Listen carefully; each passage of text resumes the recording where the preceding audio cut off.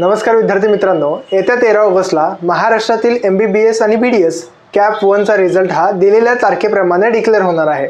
मात्र जर all India कोटाच्या पहिल्या राऊंडचा रिझल्ट जर एक्सटेंड झाला तर मात्र महाराष्ट्राच्या स्टेट कोटाचा रिझल्ट सुद्धा हा एक्सटेंड होणार आहे। तरीही पहिल्या राऊंडचा रिझल्ट डिक्लेअर झाल्यानंतर रिपोर्टिंगची प्रक्रिया कशी असते, कॉलेजमध्ये जाताना कोणकोणते डॉक्युमेंट्स घेऊन जायचे आहेत, कॉलेजमध्ये गेल्यानंतर आपल्याला कोणते फॉर्म भरायचे आहेत, कोणते फॉर्म भरायचे नाहीत, DD कसा काढायचा असतो, तर ह्या सगळ्या प्रक्रियेबद्दल आपण आजच्या या व्हिडिओमध्ये डिस्कशन करणार आहोत।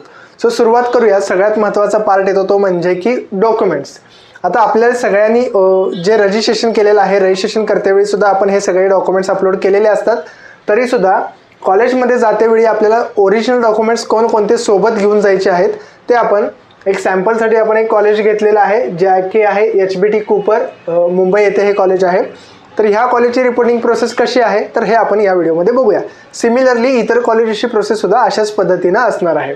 सो डॉक्युमेंट सोबत काय काय घेऊन जायचे बघा। तर याच्यामध्ये पहिल्याला आपल्याला दिसत असेल की काय म्हणलेलं आहे, इथं म्हणलेलं आहे की original documents with 3 set of attested Xerox copies. म्हणजे काय करायचं आहे की ओरिजिनल डॉक्युमेंट्स सगळे त्याच्यासोबत झेरॉक्सचे 3 सेट तुम्हाला काढायचे आहेत। आणि ते झेरॉक्सचे जे 3 सेट आपण काढतोय सेल्फ अटेस्टेड असतील तरीही चालेल, म्हणजे खाली विद्यार्थ्याचं नाव लिहून सही केली तरीही चालेल, ट्रू कॉपी असायलाच पाहिजे असा काहीही रूल नाही। सो डॉक्युमेंट्स कोणते पाहिजेत बघा। पहिला आहे नॅशनॅलिटी डोमेसाईल सर्टिफिकेट, त्यांनी या ठिकाणी दिलेलं आहे, जे आपण रजिस्ट्रेशन करतेवेळी फॉर्ममध्ये अपलोड केलेलं असेल। त्यानंतर अगेन डोमेसाईल सर्टिफिकेट सुद्धा आपण अपलोड केलेलं आहे।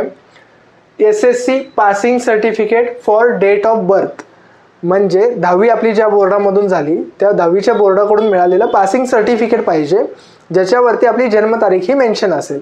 स्टेट बोर्डाचे जे विद्यार्थी असतात त्यांच्याकडे दोन्ही असतात, एक मार्कशीट आणि सर्टिफिकेट, त्यातलं सर्टिफिकेट आपल्याला लागणार आहे। CBSE बोर्डाच्या विद्यार्थ्यांना मात्र एकच डॉक्युमेंट मिळत असतं, ते एक डॉक्युमेंट ज्याच्यावरती जन्मतारीख मेन्शन आहे ते आपल्याकडे असणं गरजेचं आहे। त्यानंतर HSC और इक्विव्हॅलंट एक्झामिनेशन मार्कशीट, म्हणजे 12वीचं ओरिजिनल मार्कशीट तुमच्याजवळ असणं गरजेचं आहे। Admit card of NEET UG 2025। आता बऱ्याचशा पॅरेंट्सला प्रश्न पडतो की ॲडमिट कार्ड ऑलरेडी आपण एक्झाम सेंटरवरती सबमिट केलेलं आहे, तर परत ॲडमिट कार्ड कुठून घ्यायचं? तर नीटची जी काही वेबसाईट आहे त्या वेबसाईटवरून तुम्ही तुमचे नीटचे ॲडमिट कार्डचे डाउनलोड करू शकता व त्याचे झेरॉक्स काढून हे तुम्हाला सोबत ठेवायचे आहेत। त्यानंतर काय म्हणलेलं आहे, आता हे ॲडमिट कार्ड जे आहे ते साधारणतः 3 पेजेसचं असतं, पण इथं आपल्याला 3 पेजेस असायलाच पाहिजेत असा काही रूल नाही। फर्स्ट पेज ज्याच्यावरती तुमचा फोटो, सिग्नेचर, तुमचा एक्झाम कोणत्या सेंटरवरती होती, ह्या सगळ्या इन्फॉर्मेशन असलेलं फर्स्ट पेज जरी तुमच्यासोबत असेल तरी चालेल। मोठा जो फोटो असतो म्हणजे पोस्टकार्ड साईजचा जो फोटो असतो तो फोटो आता या ठिकाणी तुम्हाला लागत नाही। रेग्युलर फर्स्ट पेज जे काय आहे ते फक्त तुम्हाला घेऊन जायचं आहे। त्यानंतर काय म्हणलेलं आहे बघा, copy of online application form latest field on www.mahacet.org, म्हणजे महाराष्ट्र स्टेट काउन्सिलिंगसाठी तुम्ही जो फॉर्म भरला, जे रजिस्ट्रेशन केलं, मग ते 1000 रुपयाचं असेल किंवा 6000 रुपयाचं असेल, तर तो रजिस्ट्रेशन केलेला ॲप्लिकेशन फॉर्म तुम्हाला सोबत घेऊन जायचा आहे। त्यानंतर काय म्हणलं आहे, 8 नंबर नीट UG 2025 मार्कशीट म्हणजे नीटचं स्कोर कार्ड, ते सुद्धा ऑनलाईन डाउनलोड करून त्याची प्रिंटआउट तुम्हाला काढून घ्यायची आहे, ते तुम्हाला सोबत ठेवायचं आहे। त्यानंतर सिलेक्शन/अलॉटमेंट लेटर फ्रॉम कॉम्पिटंट ऑथॉरिटी, म्हणजे काय, तर आता समजा 13 ऑगस्टला महाराष्ट्राचा रिझल्ट लागला तर 14 ऑगस्टपासून म्हणजे 13 ऑगस्टपासूनच तुम्हाला CET सेलच्या वेबसाईटवरती तुमचं सिलेक्शन लेटर किंवा अलॉटमेंट लेटर हे ऑनलाईन डाउनलोड करता येतं, ज्याच्यामध्ये तुम्हाला कोणतं कॉलेज मिळालेलं आहे, कोणता कोर्स मिळालेला आहे, कोणत्या कॅटेगरीमधून मिळाला आहे, ह्या सगळ्या गोष्टी त्याच्यामध्ये मेन्शन केलेल्या असतात। तर ते डाउनलोड केलेल्या लेटरची प्रिंटआउट तुम्हाला काढून घ्यायची आहे।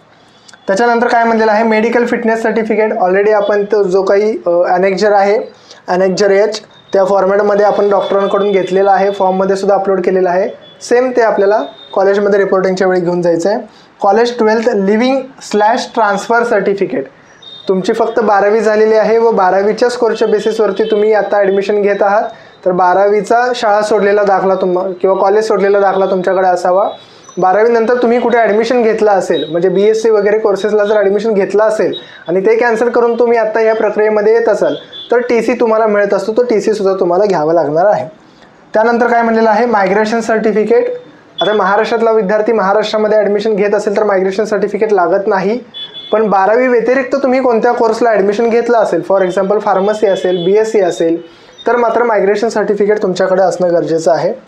त्यानंतर काय म्हणलेलं आहे बघा, student affidavit for educational gap, म्हणजे नीट रिपीट केली असेल, 1 वर्षाचा 2 वर्षाचा गॅप आला असेल स्टडीमध्ये, तर गॅप सर्टिफिकेट आपण ऑलरेडी बनवायला सांगितलेले होते, तो गॅप सर्टिफिकेट तुमच्याकडे असणं गरजेचं आहे. Aadhaar card, ration card, student PAN card copy सुद्धा मागितलेली आहे. आता इथे आधार कार्ड असेल किंवा स्टुडंटचं पॅन कार्ड असेल तर त्याच्यावरती सुद्धा ही प्रक्रिया करता येते. स्टुडंट रिपोर्ट ऑफ ब्लड, आता सगळ्या कॉलेजेसमध्ये हे मागितलं जात नाही, काही ठराविक कॉलेजेसमध्येच फक्त ब्लड रिपोर्ट मागितला जातो, त्यामुळं असं काही घाबरण्याचं काम याच्यामध्ये नाही. स्टुडंट इलेक्शन कार्ड कॉपी, आता बऱ्याचशा विद्यार्थ्यांकडे इलेक्शन कार्ड हे नसतं किंवा बरेचसे विद्यार्थी 18 वर्ष पूर्ण झालेले नसतात. सो अशा विद्यार्थ्यांनी काय करायचं आहे, तर कॉलेजमध्ये ज्या विद्यार्थ्यांचं इलेक्शन कार्ड अवेलेबल नाही अशा विद्यार्थ्यांना एक ॲनेक्झरचा फॉर्मॅट दिला जातो. तो ॲनेक्झरचा फॉर्म जरी तुम्ही भरून दिला तरीसुद्धा चालतं, ते कन्सिडर केलं जातं. त्यानंतर काय म्हणलेलं आहे की डिमांड ड्राफ्ट्स, आपण बँकेमधून जी काही आपल्याला फीज भरायची आहे, कॉलेजची जी काही फीज आहे तेवढ्या अमाऊंटचे बँकेमधून DD म्हणजे डिमांड ड्राफ्ट्स आपल्याला बनवून घ्यायचे आहेत आणि ते सोबत घेऊन जायचे आहेत रिपोर्टिंगच्या वेळी. त्यानंतर काय म्हणलेलं आहे, student photographs in soft copy less than 3 MB, म्हणजे फोटो जे काही पासपोर्ट साईजचे लहान फोटो आहेत त्याची तुम्हाला सॉफ्ट कॉपीसुद्धा सोबत घेऊन जायची आहे. त्यानंतर रिझर्व कॅटेगरीचे जे विद्यार्थी आहेत, कास्ट सर्टिफिकेट आणि कास्ट व्हॅलिडिटी तुमच्याकडे असणं गरजेचं आहे. आणि जर त्यावेळी टोकन अपलोड केला असेल तर चेक टोकन सोबत ठेवायचंच आहे. जर फायनल आली असेल तर फायनलवाली व्हॅलिडिटी तुम्हाला सेंटरवरती म्हणजे कॉलेजवरती घेऊन जावी लागेल. त्यानंतर VJNT, OBC, SBC ह्या सगळ्या कॅटेगरीचे जे विद्यार्थी आहेत किंवा SCBC कॅटेगरीचे विद्यार्थी आहेत, तर या सगळ्या विद्यार्थ्यांकडे 31 मार्च 2026 पर्यंतचं नॉन क्रिमिलियर म्हणजे NCL सुद्धा असणं गरजेचं आहे. त्यानंतर काय दिलेलं आहे बघा पुढे, income certificate for the year 24-25 from the competent authority, SC, ST, NT हे सगळे जे कोणी रिझर्व कॅटेगरीचे विद्यार्थी आहेत यांच्याकडे तहसीलदारचा उत्पन्नाचा दाखला सुद्धा कंपल्सरी असणं गरजेचं आहे. बरेचसे SC, ST कॅटेगरीचे कॅन्डिडेट्स विचारतात की SC, ST साठी जातीचा उत्पन्नाचा दाखला काढणं गरजेचं आहे का, तर हो, तो कॉलेजमध्ये ॲडमिशनच्या वेळी मागितला जातो. उत्पन्नाची मर्यादा जरी SC, ST साठी नसली तरीसुद्धा उत्पन्नाचा दाखला आपल्याला कॉलेजमध्ये द्यावा लागतो. त्यानंतर काय म्हणलेलं बघा, जे काही स्पेसिफाईड रिझर्वेशन्स आहेत म्हणजे डिसॅबिलिटी असेल, हिली एरिया असेल किंवा डिफेन्स असेल, तर असे विद्यार्थी जे आहेत त्यांचेसुद्धा जे काही डिफेन्सचे डॉक्युमेंट्स असतील किंवा डिसॅबिलिटीचे डॉक्युमेंट्स असतील, हिली एरियाचे डॉक्युमेंट्स असतील, तर हे सगळे डॉक्युमेंट्स तुम्हाला ओरिजिनल फॉर्मॅटमधले कॉलेजमध्ये घेऊन जावे लागणार आहेत. त्यानंतर पुढे अजून काय काय आहे बघूया आपण थोडंसं. इथं काही इम्पॉर्टंट नोट दिलेली आहे बघा. Students have to submit pen drive. आता पेन ड्राईव्हमध्ये काय द्यायचं आहे, scanned copies of original documents, म्हणजे आत्ता जे काही मी ओरिजिनल डॉक्युमेंट्स या ठिकाणी सांगितले हे सगळे स्कॅन करून त्याच्या PDFs म्हणजे जे डॉक्युमेंट्स आहेत त्याच्या PDFs, जे काही फोटो आहेत ते JPG फॉर्मॅटमध्ये, तर हे सगळे तुम्हाला पेनड्राईव्हमधून घेऊन जायचे आहेत. सो ज्या विद्यार्थ्यांनी अजूनही पेनड्राईव्ह घेतलेला नाही, सो मिनिमम तुम्हाला 2 GB 4 GB जितक्याही GB कॅपॅसिटीचा तुम्हाला पेनड्राईव्ह मिळत असेल तो घ्यायचा आहे आणि हे सगळे डॉक्युमेंट्स स्कॅन करून त्याच्या PDFs ह्या कॉलेजमध्ये जाताना घेऊन जायचे आहेत. आता ते जे काही डॉक्युमेंट्स आहेत म्हणजे अलॉटमेंट लेटर असेल, डोमेसाईल सर्टिफिकेट असेल, तर या फाईल्स डॉक्युमेंट्सला रिनेम करून त्या पेनड्राईव्हमध्ये तुम्हाला अपलोड करायचे आहेत आणि तो पेनड्राईव्ह सोबत घेऊन जायचा आहे. प्रत्येक कॉलेजनं काहीतरी क्रायटेरिया दिलेला असतो. आता फॉर एक्झाम्पल इथं दिसत असेल की इथं दिलेलं आहे की 75 KB ते 150 KB मध्ये इंडिव्हिज्युअल डॉक्युमेंट असायला पाहिजे. म्हणजे फॉर एक्झाम्पल तुम्ही डोमेसाईल सर्टिफिकेट त्या पेनड्राईव्हमधून घेऊन जाताय तर ते 150 KBच्या आतमध्ये असायला पाहिजे. प्रत्येक कॉलेजचा क्रायटेरिया वेगळा वेगळा असतो. ते त्यांच्या इन्फॉर्मेशन ब्रोशर म्हणजे जे फी स्ट्रक्चर वगैरे आलेलं असतं, ॲडमिशन इन्स्ट्रक्शन्स आलेले असतात, तिथं हे मेन्शन केलेलं असतं की किती KBमध्ये डॉक्युमेंट्स असायला पाहिजेत. पण साधारणतः 150 ते 200 KBच्या दरम्यान सगळ्या कॉलेजेसनी सांगितलेले असतात. तर हा पेनड्राईव्ह मात्र कंपल्सरी असतो. ॲडमिशन ज्यावेळी तुम्ही घेता त्यावेळी हा पेनड्राईव्ह कॉलेजकडे सबमिट करावा लागतो आपल्याला आणि नंतर आपलं कॉलेज चेंज झाल्यानंतर आपल्याला ते सगळ्या गोष्टी परत मिळत असतात. सो अशा पद्धतीनं हे डॉक्युमेंट्स घेऊन जायचे आहेत. महत्त्वाचं म्हणजे DD कसा काढायचा आहे आणि DD किती अमाऊंटचा काढायचा किंवा कोणाच्या नावाने काढायचा. तर पहिली गोष्ट म्हणजे नॅशनलाइज बँकेमधून डी म्हणजे डिमांड ड्राफ्ट हा बनवायला लागतो. कॉलेजेसच्या ज्या काही फीज आहेत त्या कॅश किंवा चेकमध्ये ॲक्सेप्ट केल्या जात नाहीत. तुम्हाला डिमांड ड्राफ्टच द्यावा लागतो. Only in case bank holiday आहे आणि त्या दिवशी तुम्ही कॉलेजमध्ये जाताय तर त्या दिवशीच फक्त चेक्स ॲक्सेप्ट केले जातात. मात्र नेक्स्ट बँकेच्या वर्किंग डेच्या दिवशी तुम्हाला डी हा सबमिट करावाच लागतो. सो प्रत्येक कॉलेजचं फी स्ट्रक्चर त्यांच्या वेबसाईटवरती अवेलेबल असतं. आपला आरंभचा पेड काउन्सिलिंगचा जो ग्रुप आहे तिथं सुद्धा हे सगळे फी स्ट्रक्चर्स ऑलरेडी शेअर केलेले आहेत. सो तिथं आपल्याला बघायला मिळतं. फॉर एक्झाम्पल ओपन कॅटेगरीचा विद्यार्थी तर डी किती अमाऊंटचा काढायचा आहे 1,61,000 ह्या कॉलेजसाठी. उत्पन्न 8 लाखापेक्षा कमी आहे. SC/BC OBC कॅटेगरीचा मुलगा असेल SC/BC EWS वगैरे कॅटेगरीचा मुलगा असेल तर 82,000 रुपयेचा आहे. आणि बाकी रिझर्व्ड कॅटेगरीच्या सगळ्या विद्यार्थ्यांसाठी 8,900 रुपयेचा डी या ठिकाणी सांगितलेला आहे. आता डी काय नावाने काढायचा ते सुद्धा सगळं याच्यामध्ये दिलेलं असतं. आता इथं तुम्हाला दिसत असेल की डी काय नावाने काढायचं आहे ते नाव सुद्धा या ठिकाणी दिलेलं आहे. For example D must be in favour of dean HBT medical college payable at Mumbai. So एक गोष्ट समजून घ्या, बरेचसे पॅरेंट्स आणि स्टुडंट्स विचारतात की डी कोणाच्या अकाउंटमधून काढावा. सो डी कोणाच्या अकाउंटमधून काढला आहे हे कुठेही मेन्शन केलेलं नसतं. त्यामुळे तुम्ही विद्यार्थी, आई किंवा वडील कोणाच्याही अकाउंटमधून हा डी बनवू शकता. डी कोणाला देत आहे त्याचं नाव फक्त डीवरती मेन्शन होत येत असतं. त्यामुळे त्या कॉलेजच्या नावाच्या स्पेलिंगमध्ये कसलीही मिस्टेक करायची नाही. कॉलेजवाले ते डीच्या बॅक साईडला विद्यार्थ्याचं नाव, ॲप्लिकेशन नंबर, मोबाईल नंबर सगळं लिहून घेऊन तो डी हा सबमिट करून घेतात. त्याच्या व्यतिरिक्त इतर फीज काय काय असतात बघा. म्हणजे कॉलेजच्या ट्युशन फीज मी आता सांगितल्या. जिमखाना फीज 6,100 रुपये सांगितलेले आहेत. कॉलेजचं डिपॉझिट 4,000 रुपये सांगितलेलं आहे. हॉस्टेलचं डिपॉझिट 3,000 रुपये सांगितलेलं आहे. हॉस्टेलची 6 महिन्याची फी गव्हर्नमेंट कॉलेजेसमध्ये 2,000 आहे. म्हणजे साधारणतः एका वर्षाला 4,000 ते 5,000 रुपये वर्षाला फीज असते हॉस्टेलच्या फीज. फक्त हॉस्टेलच्या फीज आहेत, मेस याच्यामध्ये इन्क्लूड नाही. आणि अदर काही ॲडमिशन तुम्ही कॅन्सल करत असाल तर बऱ्याचदा पॅरेंट्स विचारतात की समजा फर्स्ट राऊंडमध्ये आम्हाला एखादं कॉलेज मिळालं आणि दुसऱ्या राऊंडमध्ये आमचं कॉलेज चेंज झालं तर आमच्या फीज सगळ्या आम्हाला रिटर्न मिळतात का. तर येस, त्याच्यासाठी काय केलं जातं कॉलेजेसकडून तुमचा डी परत दिला जातो व तुमच्याकडून प्रोसेसिंग फी म्हणून 1,500 रुपये हे चार्ज केले जातात. तेवढंच फीज फक्त कॉलेज त्यांच्यासोबत ठेवून घेतं. बाकी तुमचा डी सगळा आणि डॉक्युमेंट्स हे तुम्हाला रिटर्न केले जातात. सो डी काय नावाने काढायचं वगैरे सगळं फी स्ट्रक्चरमध्ये अवेलेबल केलेलं असतं. पेनड्राईव्हमधून डॉक्युमेंट्स घेऊन जायचे आहेत ते आत्ताच आपण बघितलं. याच्या व्यतिरिक्त महाराष्ट्रामध्ये जे कोणी विद्यार्थी MBBS सारख्या कोर्सला ॲडमिशन्स घेत आहेत तर त्यांना काही ॲफिडेविट्स आणि अंडरटेकिंग्स द्यायला लागतात. आता फॉर एक्झाम्पल एखाद्या रिझर्व्ह कॅटेगरीचा विद्यार्थी असेल आणि त्याला स्कॉलरशिपच्या सवलती मिळत असतील, मग त्या गव्हर्नमेंट कॉलेजेसमध्ये सुद्धा मिळतात, सेमी गव्हर्नमेंट कॉलेजेससुद्धा मध्ये मिळतात. सो अशा विद्यार्थ्यांना सर्व्हिस बॉन्ड असतो, म्हणजे 1 वर्ष रूरल सर्व्हिस करायला लागते तर त्यासाठीचं अंडरटेकिंग द्यावं लागतं. तुम्ही कोर्समध्येच सोडणार नाही यासाठीचं एक अंडरटेकिंग किंवा ॲफिडेविट करून द्यावं लागतं. रॅगिंग तुम्ही करणार नाही किंवा त्याच्यामध्ये इन्व्हॉल्व होणार नाही अशा पद्धतीचे ॲफिडेविट्स द्यायला लागतात. सो हे जनरली ॲफिडेविट्स कधी मागितले जातात, ज्यावेळी तुम्ही रिटेन्शन फॉर्म भरत असता, म्हणजे तेच कॉलेज तुम्ही फायनल करत असता पुढच्या 4.5 वर्षासाठी, त्यावेळी हे सगळे ॲफिडेविट्स तुमच्याकडून घेतले जातात. तुम्ही फक्त जॉईनिंग करता आणि पुढच्या राऊंडमध्ये पार्टिसिपेट करत असाल तर हे सगळे ॲफिडेविट्स तुमच्याकडून घेतले जात नाहीत.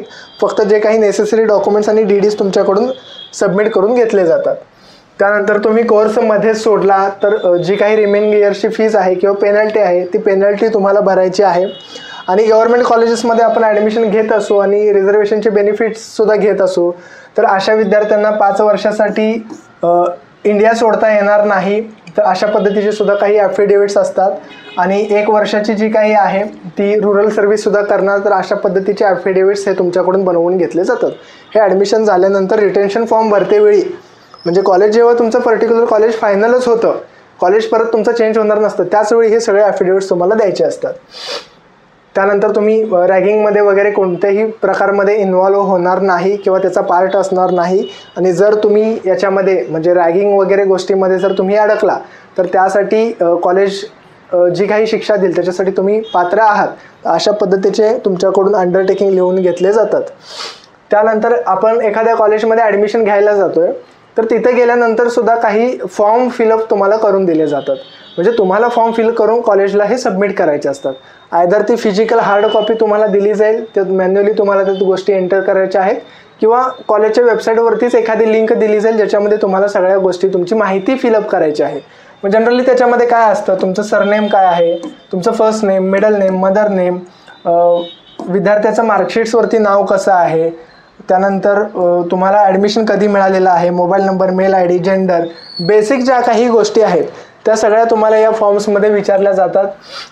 डॉक्युमेंट सगळे आहेत का, नॉन क्रिमिलियर तुमच्याकडे आहे का, तुमची ऑल इंडिया रँक किती आहे, नीटचे मार्क्स किती आहेत, नीटचे पर्सेंटाइल किती आहेत, बोर्डचे मार्क्स किती आहेत, तुमची स्टेटची रँक काय आहे. तर ह्या सगळ्या गोष्टी तुम्हाला या फॉर्ममध्ये मॅन्युअली एंटर करायला लागतात. सो ही सगळी इन्फॉर्मेशन, डॉक्युमेंट्स तुमच्याजवळ ऑलरेडी असतात, त्यामुळे ही इन्फॉर्मेशन तुमच्याकडे अवेलेबल असते. बऱ्याचदा विद्यार्थी फोन करतात की सर फॉर्ममध्ये SML विचारलेला आहे, सो SML कोणता टाकायचा, किंवा कॅटेगरीची रँक सर याच्यामध्ये विचारली आहे तर कुठून टाकायची.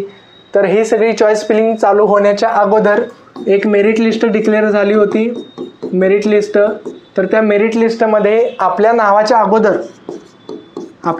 अगोदर जो सिरियल नंबर दिसतोय तोच SML असतो, आणि आपल्या नावाच्या नंतर आपल्या कॅटेगरीच्या पुढं जो नंबर दिलेला असेल, आता फॉर एक्झाम्पल SC कास्ट आहे, SCच्या पुढं जर 100 लिहिला असेल तर ही कॅटेगरीची 100 रँक ही कॅटेगरीची त्या विद्यार्थ्याची रँक आहे.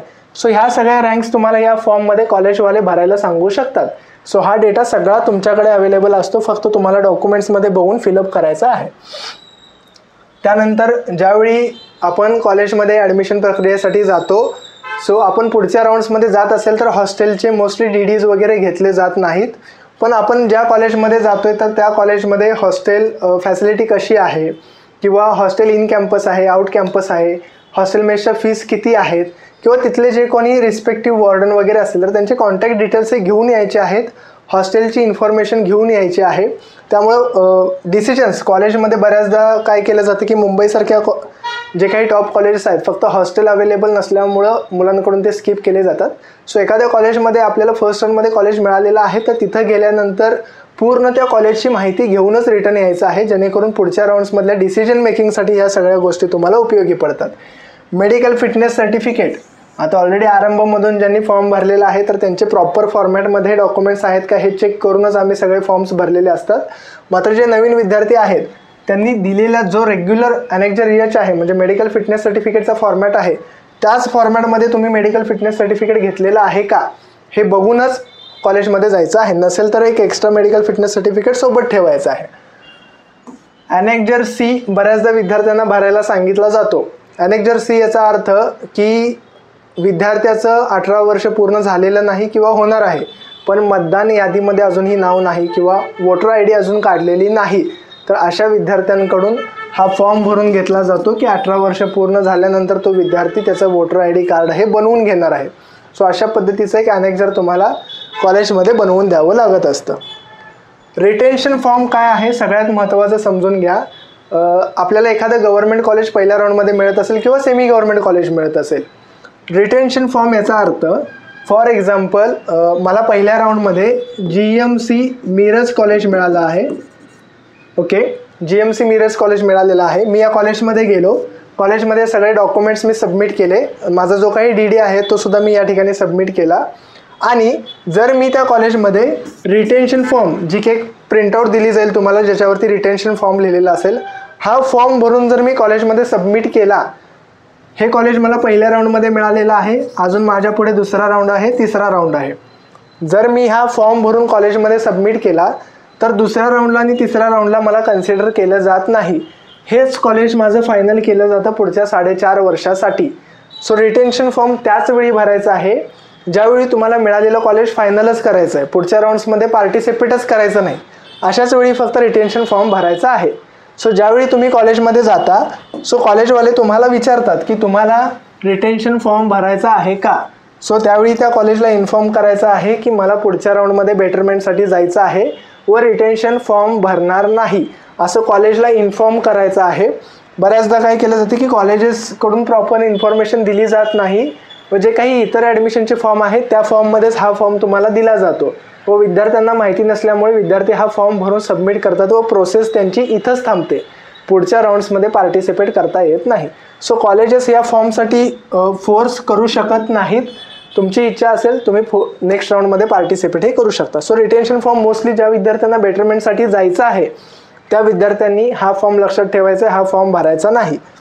त्यानंतर हॉस्टेल मेसच्या ज्या काही इन्फॉर्मेशन तुम्हाला घ्यायची आहेत, हॉस्टेलचे रूम्स बघायचे आहेत, तर त्याच वेळी सगळी इन्फॉर्मेशन घ्यायची आहे. आणि पेनड्राईव्ह कंपल्सरी लागणार आहे. बऱ्याचदा विद्यार्थी कॉलेजमध्ये पोहोचल्यानंतर तिथं पेनड्राईव्ह परचेस करण्यासाठी जातात, पण ते सगळे डॉक्युमेंट्स त्याच्यामध्ये टाकायचे आहेत. ते ठराविक केबीमध्ये असायला पाहिजे, त्याचं नेमिंग तसं असायला पाहिजे, DD सुद्धा तुम्हाला त्या पेनड्राईव्हमध्ये टाकायचे आहे. तर ही सगळी तयारी तुम्हाला अगोदर करून ठेवायची आहे, कारण रिझल्ट लागल्यानंतर फार दिवसाचा वेळ आपल्याला मिळत नाही. सध्याच्या शेड्यूलमध्ये आपल्याला दिसते की 14 तारीख ते 22 तारखेपर्यंतची मुदत दिलेली आहे, मात्र हे शेड्यूल चेंज होण्याची शक्यता जास्त दिसत आहे. त्यामुळं हे सगळे प्रिपरेशन्स आपल्याला अगोदर करून ठेवायचे आहेत, जेणेकरून रिझल्ट लागल्यानंतर लगेच दुसऱ्या दिवशी आपण DD बनवून आपल्याला ज्या सिटीमधलं कॉलेज मिळालेलं असेल त्या सिटीमध्ये लगेच आपल्याला अप्रोच करता येईल. अशा पद्धतीने विद्यार्थ्यांनी आणि पॅरेंट्सनी प्रिपेअर राहायचं आहे. त्याचबरोबर DD जे काही आहेत ते DDच्या अमाऊंट कोणत्या नावाने काढायचं हे सगळं आपण आपल्या ग्रुपवरती देणार आहोत. त्याचबरोबर जो आपला आरंभचा हेल्पलाईन नंबर आहे तो ऑलरेडी आपल्या ग्रुप्समध्ये दिलेले आहेत. सीट मिळाल्यानंतर विद्यार्थ्यांना काहीही अडचण येत असेल रिपोर्टिंग प्रोसेसमध्ये तर आरंभ करिअरच्या हेल्पलाईन नंबरला कॉन्टॅक्ट करून हे प्रॉब्लेम तुमचे सॉल्व्ह करून दिले जातील. अशाच इम्पॉर्टंट अपडेट्ससाठी आरंभ करिअर ॲडवायझरच्या यूट्यूब चॅनलला सबस्क्राईब करा. थँक्यू.